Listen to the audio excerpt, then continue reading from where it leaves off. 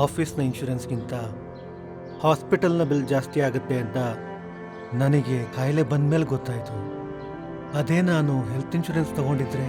Policy ಬಜಾರ್ನಲ್ಲಿ 1 ಕೋಟಿಯ health insurance ತಿಂಗಳಿಗೆ ಕೇವಲ 390 ರೂಪಾಯಿಯಿಂದ ಪ್ರಾರಂಭ. ನೀವು ಡಿಸ್ಕೌಂಟ್ ರೇಟ್ನಲ್ಲಿ ಹೆಲ್ತ್ ಇನ್ಶೂರೆನ್ಸ್ ಮಾಡಿಸೋಕೆ ಡಿಸ್ಕ್ರಿಪ್ಷನ್ ಹಾಗೂ ಪಿನ್ ಆಗಿರೋ ಕಮೆಂಟ್ನಲ್ಲಿ ಕೊಟ್ಟಿರೋ ಲಿಂಕ್ ಓಪನ್ ಮಾಡಿ.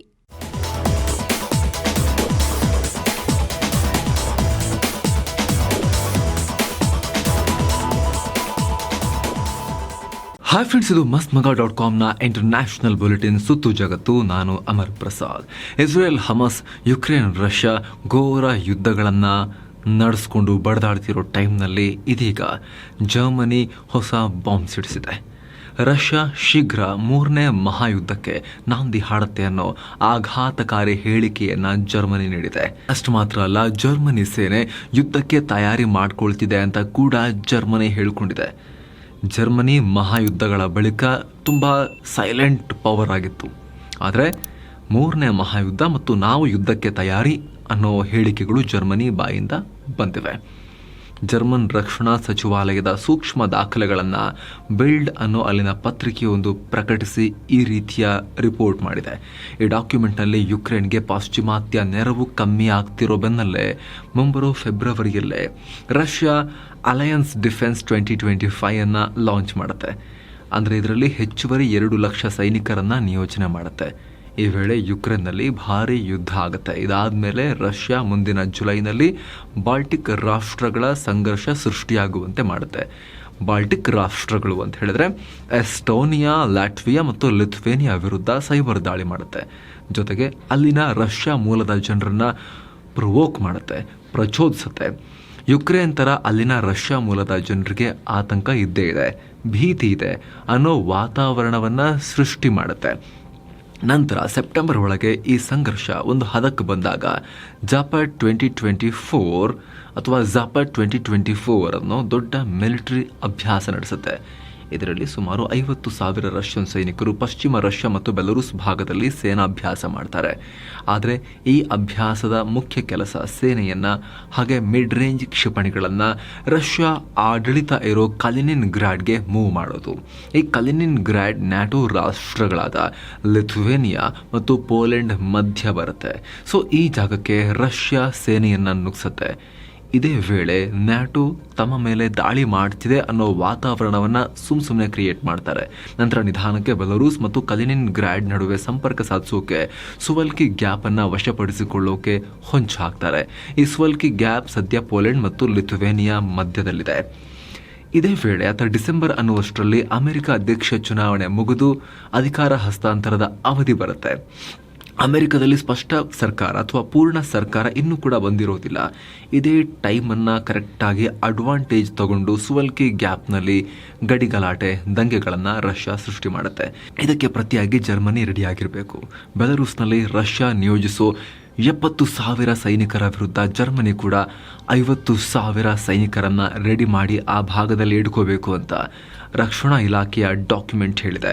ಅಲ್ಲದೆ 2025 ಮೇ ಅನ್ನುವಷ್ಟರಲ್ಲಿ ರಷ್ಯಾದ ಈ ಕ್ರಮಗಳಿಗೆ ಪ್ರತಿಯಾಗಿ ನ್ಯಾಟೋ ಕಾರ್ಯಾಚರಣೆಗೆ ಇಳಿಬಹುದು. ಇದು ರಷ್ಯಾ ಮತ್ತು ನ್ಯಾಟೋ ನಡುವಿನ ನೇರ ಯುದ್ಧಕ್ಕೆ ದಾರಿಯಾಗಬಹುದು ಅಂತ ಜರ್ಮನಿ ಹೇಳಿದೆ. ನಂತರ ಅದೇ ಸುವಲ್ಕಿ ಗ್ಯಾಪ್ ಪ್ರದೇಶದಲ್ಲಿ ಹಿಂಸಾಚಾರಕ್ಕೆ ಪ್ರಚೋದಿಸಿ ಶಾಂತಿ ಕದಡೋ ಕೆಲಸವನ್ನು ಕೂಡ ಮಾಡುತ್ತೆ. ಅಲ್ಲದೆ ಜನವರಿ 2025 ವೇಳೆಗೆ ವಿಶ್ವಸಂಸ್ಥೆಯ ಭದ್ರತಾ ಮಂಡಳಿಯಲ್ಲಿ ನಡೆಯಲಿರೋ ಮೀಟಿಂಗ್ನಲ್ಲಿ ರಷ್ಯಾ ಪಾಶ್ಚಿಮಾತ್ಯ ಮಿತ್ರ ರಾಷ್ಟ್ರಗಳ ಮೇಲೆ ತಪ್ಪು ಆರೋಪಗಳನ್ನು ಮಾಡುತ್ತೆ.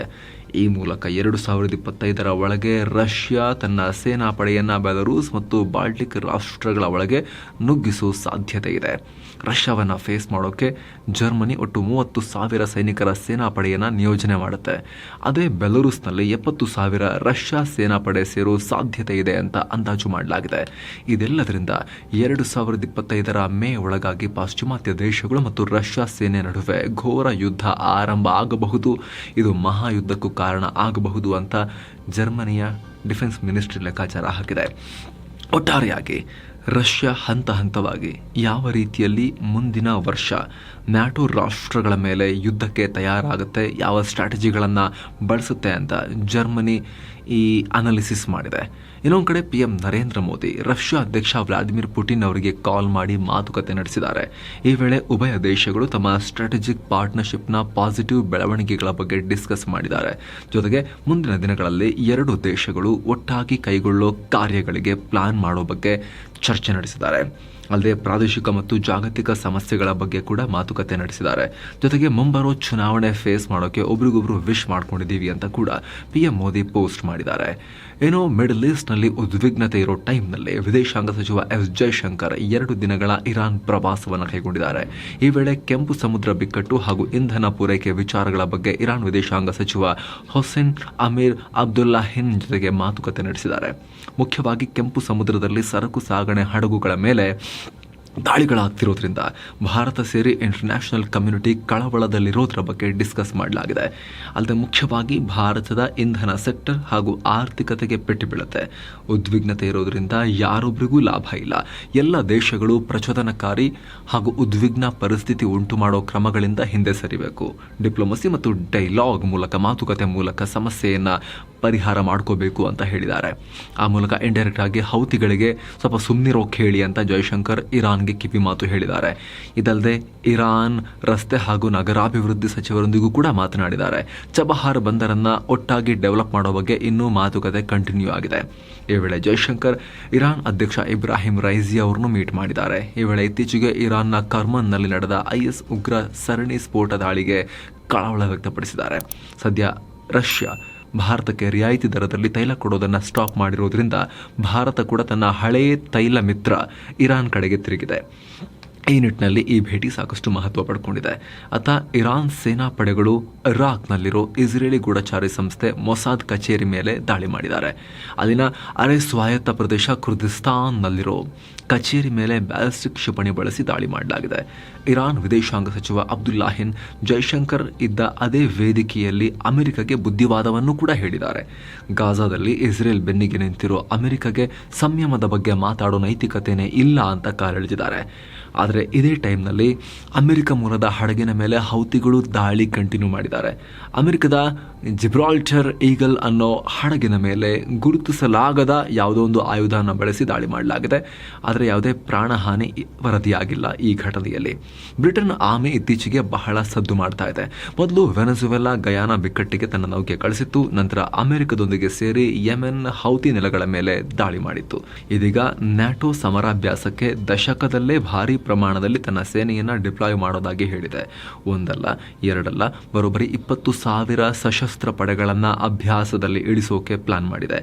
ಸೇನೆಯ 3 ಪಡೆಗಳಿಂದಲೂ ಸೈನಿಕರು ನ್ಯಾಟೋದೊಂದಿಗೆ ಎಕ್ಸಸೈಸ್ ಮಾಡ್ತಾರೆ. ಇನ್ನು ಅಮೆರಿಕ ಅಧ್ಯಕ್ಷೀಯ ಚುನಾವಣಾ ರೇಸ್ನಿಂದ ಇದೀಗ ರಿಪಬ್ಲಿಕನ್ ಪಾರ್ಟಿಯ ಕ್ಯಾಂಡಿಡೇಟ್ ಭಾರತೀಯ ಮೂಲದ ವಿವೇಕ್ ರಾಮಸ್ವಾಮಿ ಹಿಂದಕ್ಕೆ ಸರಿದಿದ್ದಾರೆ. ಈ ಮೂಲಕ ಚುನಾವಣಾ ರೇಸ್ನಲ್ಲಿ ಡೊನಾಲ್ಡ್ ಟ್ರಂಪ್ ದಾರಿ ಇನ್ನಷ್ಟು ಓಪನ್ ಆಗಿದೆ, ಈಸಿ ಆಗಿದೆ. ಚುನಾವಣೆಗೂ ಮೊದಲು ನಡೆಸಲಾಗೋ ಅಯೋವಾ ರಿಪಬ್ಲಿಕನ್ ಸಮಿಟ್ನಲ್ಲಿ ಮೀಟಿಂಗ್ನಲ್ಲಿ ವಿವೇಕ್ ರಾಮಸ್ವಾಮಿ ಅವರಿಗೆ ಕಮ್ಮಿ ವೋಟ್ ಬಂದಿರೋದ್ರಿಂದ ಈ ನಿರ್ಧಾರ ತಗೊಂಡಿದ್ದಾರೆ. ರಿಪಬ್ಲಿಕನ್ ಪಾರ್ಟಿಗೆ ಸೂಕ್ತ ಪ್ರತಿನಿಧಿ ಚೂಸ್ ಮಾಡೋಕೆ ಅಂತ ಹೇಳಿ ಪ್ರೈಮರೀಸ್ ಅಲ್ಲಿ ನಡೆದಂತಹ ಸ್ಪರ್ಧೆಯಲ್ಲಿ ಅಯೋವಾದಲ್ಲಿ ಅಷ್ಟೊಂದು ಸಪೋರ್ಟ್ ಸಿಗಲಿಲ್ಲ ಇವರಿಗೆ. ಇನ್ನು ಭಾರತದ ಸೈನಿಕರನ್ನ ಮಾರ್ಚ್ 15ರ ಒಳಗೆ ವಾಪಸ್ ಕರೆಸ್ಕೊಳ್ಳಿ ಅಂತ ಮಾಲ್ಡೀವ್ಸ್ ಅಧ್ಯಕ್ಷ ಮೊಹಮ್ಮದ್ ಮೊಯ್ಸು ಡೆಡ್ಲೈನ್ ಕೊಟ್ಟಿದ್ರು ಭಾರತಕ್ಕೆ. ಇದೀಗ ಈ ವಿಚಾರವಾಗಿ ಅಲ್ಲಿರೋ ಭಾರತೀಯ ಸೈನಿಕರು ಕೇಂದ್ರ ಸರ್ಕಾರದ ಡೈರೆಕ್ಷನ್ಗಾಗಿ, ನಿರ್ದೇಶನಕ್ಕಾಗಿ ವೇಟ್ ಮಾಡ್ತಿದ್ದಾರೆ. ಇತ್ತೀಚೆಗೆ ನಡೆದ ಹೈ ಲೆವೆಲ್ ಮೀಟಿಂಗ್ನಲ್ಲಿ ಮಾಲ್ಡೀವ್ಸ್ನಲ್ಲಿ ಭಾರತೀಯ ಸೇನಾ ಸಿಬ್ಬಂದಿ ಸಕ್ರಿಯವಾಗಿ ಮುಂದುವರಿಯೋದ್ರ ಬಗ್ಗೆ ಮಾತುಕತೆ ನಡೆಸಲಾಗಿತ್ತು. ಆದರೆ ಮೀಟಿಂಗ್ನಲ್ಲಿ ಮಾಲ್ಡೀವ್ಸ್ ಮನವೊಲಿಸೋಕೆ ಭಾರತ ಎಷ್ಟರ ಮಟ್ಟಿಗೆ ಸಕ್ಸಸ್ ಕಾಣ್ತು ಅನ್ನೋದ್ರ ಬಗ್ಗೆ ಇನ್ನೂ ಕೂಡ ಕ್ಲಾರಿಟಿ ಇಲ್ಲ. ಸದ್ಯ ಮಾಲ್ಡೀವ್ಸ್ನಲ್ಲಿ 77 ಭಾರತೀಯ ಸೇನಾ ಪಡೆಯ ಸಿಬ್ಬಂದಿ ಇದ್ದಾರೆ ಅನ್ನೋ ಮಾಹಿತಿ ಇದೆ. ಇದರ ಬಗ್ಗೆ ನಂಬರ್ಸ್ ಅಷ್ಟು ಕ್ಲಿಯರ್ ಇಲ್ಲ. ವಿದೇಶಗಳಲ್ಲಿರೋ ಬ್ರಿಟನ್ ಪ್ರಜೆಗಳಿಗೆ ಬ್ರಿಟನ್ ಚುನಾವಣೆಯಲ್ಲಿ ವೋಟ್ ಮಾಡೋ ಅಧಿಕಾರವನ್ನು ಮತ್ತೆ ಕೊಡಲಾಗಿದೆ. ಈ ಹಿಂದೆ ಬ್ರಿಟನ್ನಲ್ಲಿ 15 ಇಯರ್ಸ್ ರೂಲ್ ಇತ್ತು. ಇದರ ಪ್ರಕಾರ 15 ವರ್ಷ ವಿದೇಶಗಳಲ್ಲಿ ನೆಲೆಸಿರೋ ಬ್ರಿಟನ್ ಪ್ರಜೆಗಳು ವೋಟಿಂಗ್ ಪವರ್ ಕಳ್ಕೊಳ್ತಾ ಇದ್ರು. ಈ ನಿಯಮಕ್ಕೆ ಈಗ ಬ್ರೇಕ್ ಹಾಕಲಾಗಿದೆ. ಈ ಮೂಲಕ 30 ಲಕ್ಷಕ್ಕೂ ಅಧಿಕ ಬ್ರಿಟಿಷರು ಮತ್ತೆ ವೋಟ್ ಹಾಕುವ ಅಧಿಕಾರವನ್ನ ಪಡಿತಾ ಇದ್ದಾರೆ. ಭಾರತದಲ್ಲೂ ಕೂಡ ಈ ರೀತಿ ಏನಾದ್ರು ತರಬಹುದಾ ಅನ್ನೋ ಲೆಕ್ಕಾಚಾರ, ಚಿಂತನೆ ನಡೀತಾ ಇದೆ. ಸಾವಿರಾರು ಕೋಟಿ ಸಾಲ ಮಾಡಿ ಲಂಡನ್ಗೆ ಪಲಾಯನ ಮಾಡಿರೋ ಲಿಕ್ಕರ್ ಕಿಂಗ್ ಮದ್ಯದ ದೊರೆ ವಿಜಯ್ ಮಲ್ಯಗೆ ಧರ್ಮ ಸಂಕಟ ಎದುರಾಗಿದೆ. ಇಡಿ, ಸಿಬಿಐ ಹಾಗೂ ಎನ್ಐಎ ತಂಡಗಳು ಒಟ್ಟೊಟ್ಟಿಗೆ ಬ್ರಿಟನ್ಗೆ ಹಾರಲಿವೆ ಅನ್ನೋ ಸುದ್ದಿ ವರದಿಯಾಗಿದೆ.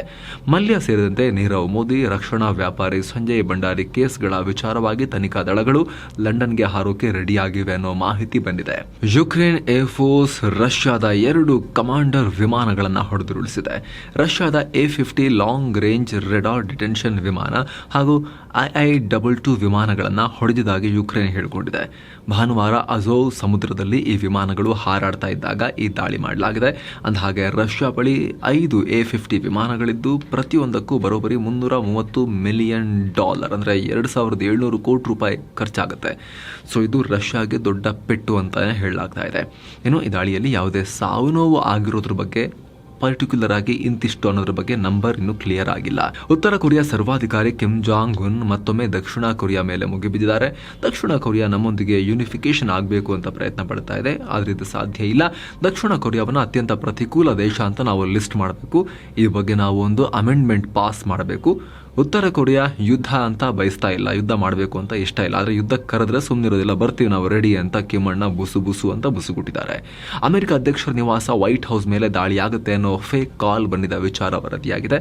ವೈಟ್ ಹೌಸ್ಗೆ ಬೆಂಕಿ ಬಿದ್ದಿದೆ ಹಾಗೂ ಒಬ್ಬ ವ್ಯಕ್ತಿ ಅದರಲ್ಲಿ ಸಿಕ್ಕಾಕೊಂಡಿದ್ದಾರೆ ಅನ್ನೋ ಕರೆ ಫೇಕ್ ನಂಬರ್ನಿಂದ ಬಂದಿದೆ. ಕೂಡಲೇ ಭಾರಿ ಸಂಖ್ಯೆಯಲ್ಲಿ ಫೇಕ್ ಅವರಿಗೆಲ್ಲ ಹೆಂಗೆ ಗೊತ್ತಾಗುತ್ತೆ, ಸಿಬ್ಬಂದಿ ಎಲ್ಲ ಬಂದು ಅಗ್ನಿಶಾಮಕ ಸಿಬ್ಬಂದಿ, ಸ್ಫೋಟಕ ನಿಷ್ಕ್ರಿಯ ದಳದವರು, ಆಂಬ್ಯುಲೆನ್ಸ್ನವರು ಎಲ್ಲ ಓಡಿ ಬಂದಿದ್ದಾರೆ. ಆದರೆ ಕೆಲವೇ ನಿಮಿಷಗಳಲ್ಲಿ ಆಮೇಲೆ ಫೇಕ್ ಅಂತ ಗೊತ್ತಾಗಿದೆ. ಬ್ರಿಟನ್ ರಾಣಿ ಎಲಿಜಬೆತ್ II ಅವರು ಸಾಯುವ ಮುಂಚೆ ತಮ್ಮ ಮಗ ಕಿಂಗ್ ಚಾರ್ಲ್ಸ್ III ಅವರಿಗೆ ಸೀಕ್ರೆಟ್ ಲೆಟರ್ ಬರೆದಿದ್ರು ಅನ್ನೋ ವಿಚಾರ ಈಗ ಹೊರಗೆ ಬಿದ್ದಿದೆ. ಬ್ರಿಟನ್ನ ದಿ ಡೈಲಿ ಟೆಲಿಗ್ರಾಫ್ ಪತ್ರಿಕೆ ವರದಿ ಮಾಡಿದೆ. ರಾಬರ್ಟ್ ಹಾರ್ಡ್ಮನ್ ಅನ್ನೋರು ಕಿಂಗ್ ಚಾರ್ಲ್ಸ್ ಬಗ್ಗೆ ಬರೆದ ಜೀವನ ಚರಿತ್ರೆಯಲ್ಲಿ ಇದನ್ನ ಉಲ್ಲೇಖ ಮಾಡಿದ್ದಾರೆ. ಸದ್ಯ ಪತ್ರದಲ್ಲಿ ಏನು ಬರೆದಿದ್ದಾರೆ ಅನ್ನೋದು ಇನ್ನೂ ರಿವೀಲ್ ಮಾಡಿಲ್ಲ. ಆದರೆ ಈ ಮೂಲಕ ರಾಣಿ ಎಲಿಜಬೆತ್ II ಕೊನೆಯುಸಿರೆಳೆಯಲಿದ್ದಾರೆ ಅನ್ನೋದು ಅವರಿಗೆ ಗೊತ್ತಾಗಿತ್ತು ಅನ್ನೋದಂತೂ ಕ್ಲಿಯರ್ ಆಗಿದೆ. ಹಾಗೆ ರಾಣಿ ಎಲಿಜಬೆತ್ II 2022 ಸೆಪ್ಟೆಂಬರ್ನಲ್ಲಿ ಮೃತಪಟ್ಟಿದ್ರು. ಖಲಿಸ್ತಾನಿ ಉಗ್ರ ಗುರು ಪತ್ವಂತ್ ಸಿಂಗ್ ಪನ್ನೂನ್ ಮತ್ತೊಂದು ಬೆದರಿಕೆ ವಿಡಿಯೋವನ್ನ ಪಬ್ಲಿಷ್ ಮಾಡಿದ್ದಾನೆ. ಗಣರಾಜ್ಯೋತ್ಸವಕ್ಕೆ ಪಂಜಾಬ್ ಸಿಂಗ್ ಭಗವಂತ್ ಸಿಂಗ್ ಮಾನ್ ಮತ್ತು ಪಂಜಾಬ್ DGP ಗೌರವ್ ಯಾದವ್ ಅವರಿಗೆ ಬೆದರಿಕೆ ಇದೆ ಅನ್ನೋ ರೀತಿಯಲ್ಲಿ ವಿಡಿಯೋವನ್ನು ಹಾಕಿದ್ದಾನೆ. ಅಲ್ಲದೆ ಈ ದಾಳಿ ಮಾಡೋಕೆ ಒಂದಾಗಬೇಕು ಅಂತ ಖಲಿಸ್ತಾನಿ ಉಗ್ರರಿಗೆ ಕರೆ ಕೊಟ್ಟಿದ್ದಾನೆ. ಅಮೆರಿಕದ ಅರಿಜೋನಾ ರಾಜ್ಯದಲ್ಲಿ ಹಾಟ್ ಏರ್ ಬಲೂನ್ ಅಥವಾ ಆಕಾಶ ಬುಟ್ಟಿ ಕ್ರ್ಯಾಶ್ ಆಗಿ 4 ಮೃತಪಟ್ಟಿದ್ದಾರೆ. ಇದರಲ್ಲಿ ಬಲೂನ್ ಕಂಟ್ರೋಲ್ ಮಾಡೋ ಪೈಲಟ್ ಕೂಡ ಸೇರಿದ್ದಾನೆ. ಅಲ್ಲದೆ 7 ಸ್ಕೈ ಡೈವರ್ಗಳು ಬುಟ್ಟಿಯಿಂದ ಜಂಪ್ ಮಾಡಿ ಪ್ರಾಣ ಉಳಿಸ್ಕೊಂಡಿದ್ದಾರೆ ಇದೇ ಘಟನೆಯಲ್ಲಿ. ಇದರಲ್ಲಿದ್ದ ಎಲ್ಲರೂ ಸ್ಕೈ ಡೈವಿಂಗ್ ಮಾಡೋಕಂತಾನೆ ಬಲೂನ್ನಲ್ಲಿ ಮೇಲಕ್ಕೆ ಹೋಗಿದ್ರು. ಆದರೆ ಮೃತಪಟ್ಟವರು ಯಾಕೆ ಡೈವ್ ಮಾಡಲಿಲ್ಲ, ಯಾಕೆ ಅವ್ರಿಗೆ ಮಾಡೋಕ್ಕಾಗಲಿಲ್ಲ, ಯಾಕೆ ಕ್ರಾಶ್ ಆಯಿತು, ತನಿಖೆ ನಡೀತಾ ಇದೆ. ಪೊಲೀಸರು ಕಾರಣಗಳಿಗೋಸ್ಕರ ಹುಡುಕ್ತಿದ್ದಾರೆ. 2023 ಫಿಫಾ ಫುಟ್ಬಾಲ್ ಅವಾರ್ಡ್ಗಳನ್ನು ಪ್ರದಾನ ಮಾಡಲಾಗಿದೆ. ಅರ್ಜೆಂಟೀನಾ ಸೂಪರ್ ಸ್ಟಾರ್ ಲಯನಲ್ ಮೆಸ್ಸಿ ನಿರಂತರ 2ನೇ ಬಾರಿ ಬೆಸ್ಟ್ ಮೆನ್ಸ್ ಪ್ಲೇಯರ್ ಅವಾರ್ಡ್ ಪಡೆದಿದ್ದಾರೆ. ಸ್ಪೇನ್ನ ಐಟಾನಾ ಬೊನ್ಮಾಟಿ ಬೆಸ್ಟ್ ವುಮೆನ್ಸ್ ಪ್ಲೇಯರ್ ಪ್ರಶಸ್ತಿಯನ್ನು ಪಡೆದಿದ್ದಾರೆ. ಸೊ ಫ್ರೆಂಡ್ಸ್, ಇದಾಗಿತ್ತು ಇವತ್ತಿನ ಜಗತ್ತಿನ ಸುತ್ತಾಟ. ಮತ್ತೆ ಭೇಟಿ ಆಗ್ತಿರೋಣ. ನಮಸ್ತೆ.